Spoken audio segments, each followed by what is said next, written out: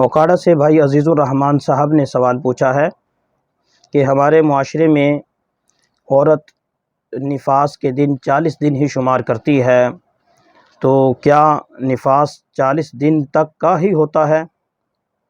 والسلام۔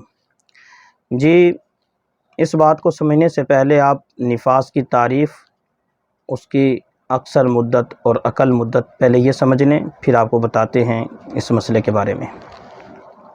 سب سے پہلے نفاس سمجھ لیں، نفاس کسے کہتے ہیں؟ بچے کی ولادت کے بعد جو خون آتا ہے اسے نفاس کہتے ہیں۔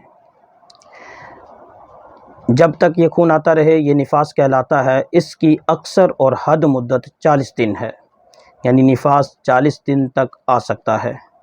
ضروری نہیں کہ وہ 40 دن ہی ضرور آئے گا، ایسا نہیں ہے۔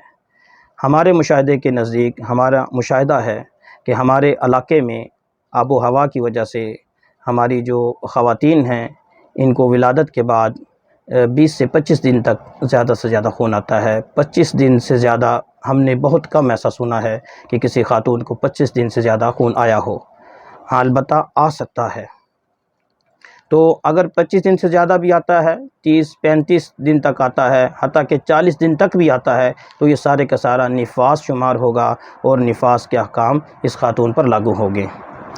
اور اگر کسی خاتون کو 10 دن 15 دن پر خون بند ہو جاتا ہے، 5 دن کے بعد بند ہو جاتا ہے، تو جب خون بند ہو جائے تو اس کے نفاس کے احکام ختم ہو جائیں گے، نفاس ختم ہو جائے گا، چونکہ نفاس کا تعلق خون سے ہے۔ جب خون آنا بند ہو گیا تو نفاس بھی ختم ہو گیا۔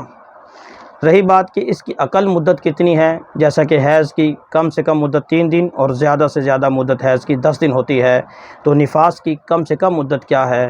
تو یہ یاد رکھ لیجئے کہ نفاس کی کم سے کم کوئی اس کی مدت نہیں، اس کی کم سے کم کوئی مقدار نہیں، حتیٰ کہ اگر کسی عورت کو بچہ پیدا ہوتا ہے، نارمل ڈیلیوری ہوتی ہے، تو اس کا جو خون بچے کے ساتھ لگا ہوا ہے بس وہی نفاس بننے کے لیے کافی ہے۔ اگر اس کے بعد نہیں آتا تو بھی اس عورت کا نفاس اتنا ہے، یہ نفاس ہی شمار ہوگا جو بچے کے ساتھ خون لگا ہوا ہے۔